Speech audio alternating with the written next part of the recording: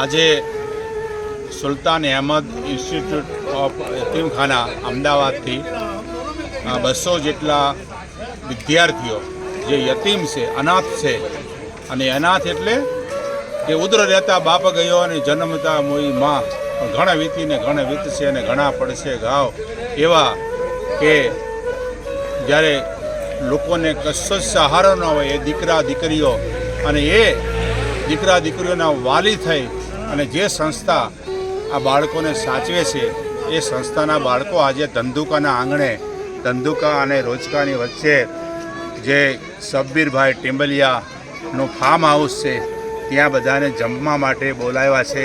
અને આજે બપોરે અહીંયા જેમાં પછી પ્રવાસમાં ગયા, આજુબાજુના ધાર્મિક સ્થાનો બધા જોયા, અને અત્યારે અહીંયા બધા બાળકો જમી અને એમનો પ્રવાસ પૂરો કરશે.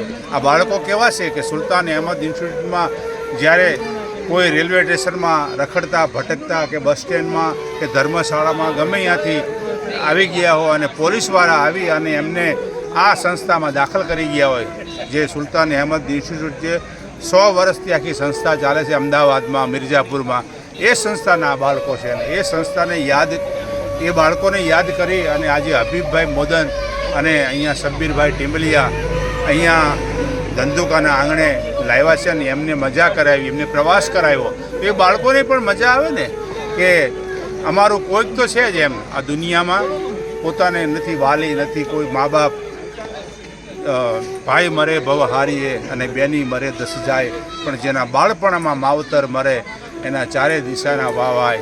અને એવી આ સંસ્થા જે બાળકોને સાચવે છે અને એને ભણાવે છે, આજુબાજુની હાઈસ્કૂલમાં મોકલે છે અને સારું એને શિક્ષણ આપે છે, અને સતત એના માટે, એના વિકાસ માટે, એના આર્થિક ઉન્નતિ માટે, એના શૈક્ષણિક વિકાસ માટે આખી સંસ્થા કામ કરે છે.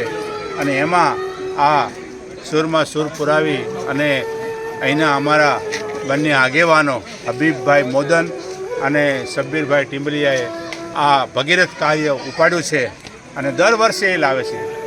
આ સંસ્થામાં એમને એક દિવસનો પ્રવાસ કરાવે છે, લક્ઝરી બાંધી અને લાવે છે અહીંયા, અને આ બધાને મોજ મજા કરાવે છે. નમસ્કાર. મારું નામ ઇકબાલ હુસેન ઇસાભાઈ માલવત છે. હું અમદાવાદ સુન્ની મુસ્લિમ વકફ કમિટીમાં એડમિનિસ્ટ્રેટર તરીકે સેવાઓ આપી રહ્યો છું.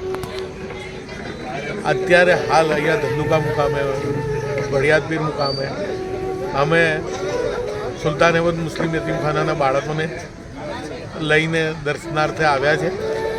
અને અહીંયા ધંધુકા ખાતે ફાર્મ હાઉસમાં અને બીજી જગ્યાએ અમારું લોકોએ બહુ સરસ ખેરમકદમ કર્યું છે અને બાળકોની બી સારી એ લોકોએ સેવાઓ કરી છે. અમારી સંસ્થા અમદાવાદ સુન્ની મુસ્લિમ વકફ કમિટી 114 વર્ષ જૂની સંસ્થા છે.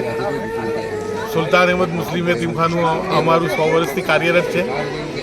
સુલતાન અહેમદ મુસ્લિમ યતીમખાનામાં 6 થી લઈને 18 વર્ષના બાળકો, યતીમ બાળકોને દાખલો મળે છે.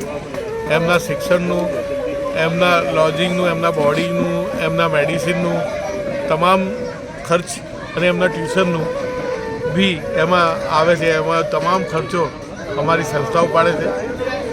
લોકો તરફથી બી અમને ઘણો સહકાર મળે છે, દાતાઓ તરફથી બી અમને ઘણો સહકાર મળે છે.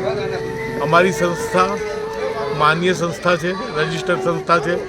સરકારનું બી ઇન્સ્પેક્શન અવારનવાર થાય છે.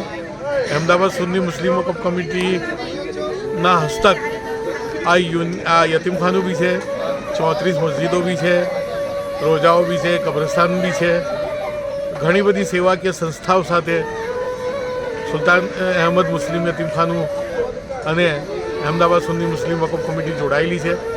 અમે કોમ્પ્યુટર ક્લાસીસ બી ચલાવીએ છીએ, કોમ્પિટિટિવ એક્ઝામના ક્લાસીસ બી ચલાવીએ છીએ. અમે બીજી સોશિયલ સર્વિસીસ બી કરીએ છીએ. અને અમારા જે બાળકો છે એ યતીમખાનાના બાળકો, તે 18 વર્ષ પછી જ્યારે યતીમખાનામાંથી એમના વાલી વારસોને અમે જ્યારે સુપ્રત કરીએ છીએ, ત્યાર પછી પણ એમના તમામ શિક્ષણની વ્યવસ્થા, એટલે જ્યાં સુધી ભણે ત્યાં સુધી માસ્ટર કરે કે PhD કરે ત્યાં સુધીનો તમામ શિક્ષણનો ખર્ચો પણ અમે ઉપાડીએ છીએ. નિયમિત રીતે અમારા બાળકોની મેડિકલ તપાસ બી થાય છે અને એમના આરોગ્યની પણ સારી રીતે સાર સંભાળ રાખવામાં આવે છે.